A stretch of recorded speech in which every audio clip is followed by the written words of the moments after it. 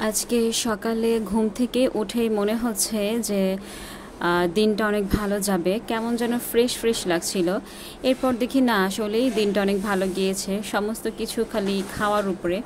আসসালামু আলাইকুম ভিউয়ার্স, আমি শারমিন আক্তার। আজকে আবারও নতুন একটি ব্লগ নিয়ে হাজির হয়েছি আপনাদের সাথে। কেমন আছেন সবাই? আলহামদুলিল্লাহ, আমি ভালো আছি। তো ভয়েসটা আমি অনেক সকালে দিয়েছি, আপনারা হয়তো বা যে আমাদের বাহিরে যে ঝাড়ু দিচ্ছে এই আওয়াজটা পাচ্ছেন। ভোরবেলা উঠে আমি ভয়েসটা দিয়েছি। তো যাই হোক, আজকে আমাদের মুরগির মাংস রান্না করবে, কেননা শুক্রবারে যেহেতু রান্না করা হয়নি। ছেলে মেয়েদের বিরক্ত করতেছে, এতটাই বিরক্ত করতেছে যে আমরা নাকি কখনোই মুরগির মাংস খাই না। দেখা গেলো যে একদিনে যদি না খাই তারপরেও শুরু করে দেয় যে কখনোই খাও না, জীবনও আনো না, বিশেষ করে রাইয়ান মানে উল্টাপাল্টা কথা বলতেই থাকে।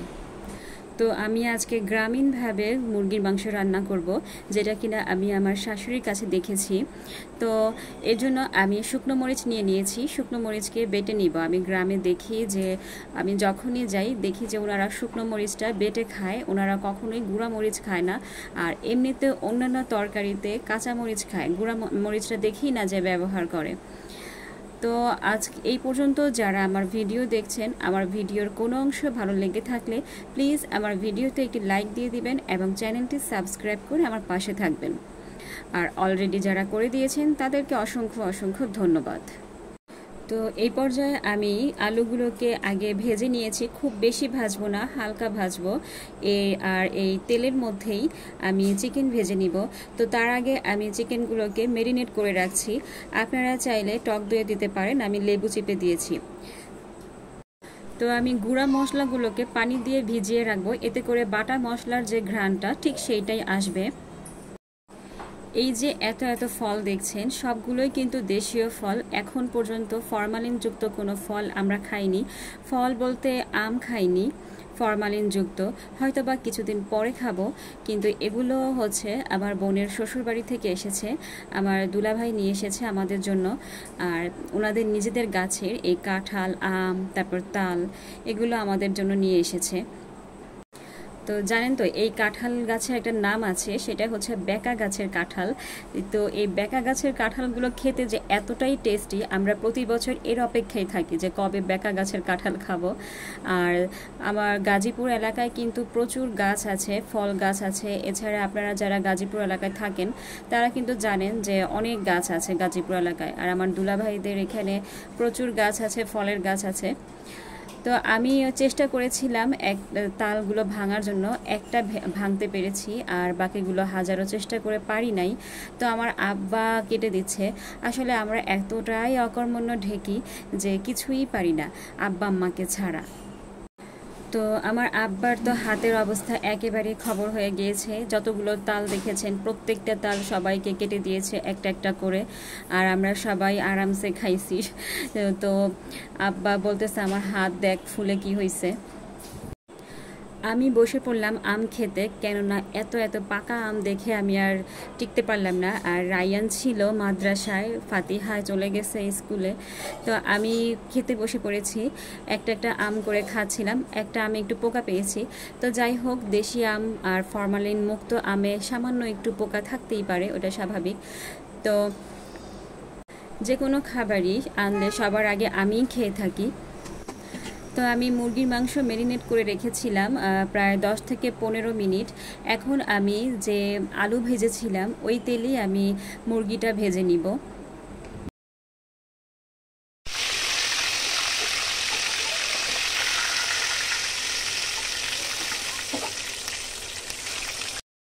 আসলে জানেন তো যে ফার্মের মুরগি যদি এভাবে রান্না করা হয় তাহলে সম্পূর্ণ টেস্টটা দেশি মুরগির মতো আসে। আমরা যখনই গ্রামে বেড়াতে যাই, আমার ফুপু শাশুড়ির বাড়িতে যাই, তো ওনারা সবসময় এভাবেই রান্না করে। ইভেন ওনারা যখন ডিম রান্না করে তখনও দেখি যে পাটায় বেটে তারপর রান্না করে। তো ওনাদের তরকারিগুলো আমার কাছে এতটাই মজা লাগে, এজন্য আমি বসে বসে দেখি।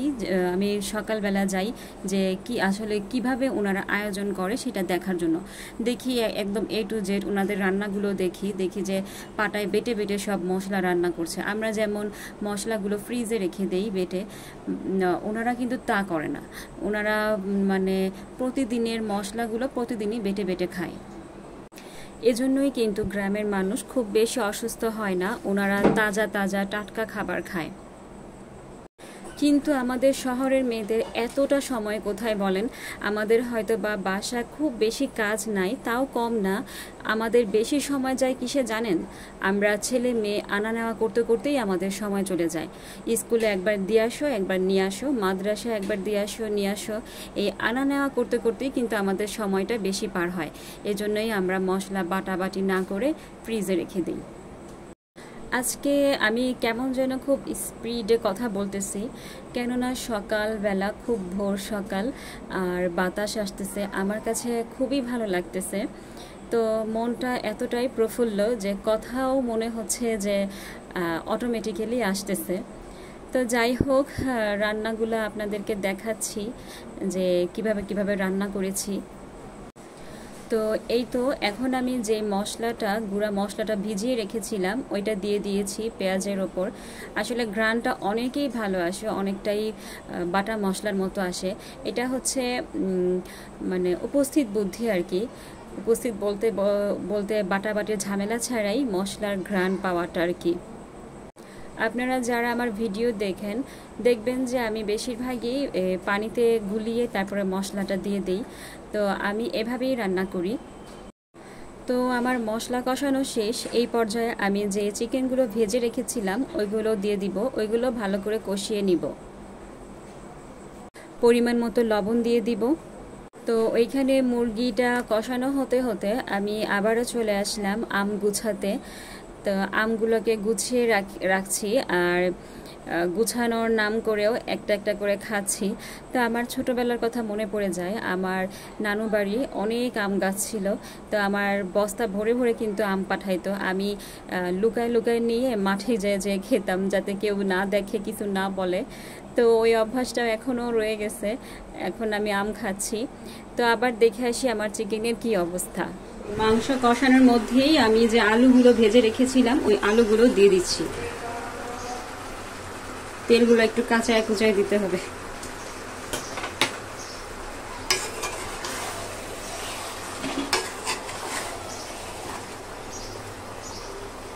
এখন যাতে একটু সেদ্ধ হয় ভালো করে মশলাটা মিশে, এই জন্য আমি ঢেকে দিব। এখন আমি পানি দিয়ে দিব। তো ফাইনালি আমার মুরগির মাংস রান্না শেষ। একদমই গ্রামীণ পদ্ধতিতে রান্না করেছি। তো আমার মেয়ে খেয়ে অনেক প্রশংসা করেছে। যাক, ছেলে মেয়ে যদি প্রশংসা করে মায়ের রান্নার, তাহলে তার কোনো কথাই নেই। তো আজকে এই পর্যন্তই। আমার ভিডিওটি ভালো লাগলে আমার সাথেই থাকবেন পরবর্তী ভিডিওর জন্য। আল্লাহ হাফেজ, আসসালামু আলাইকুম।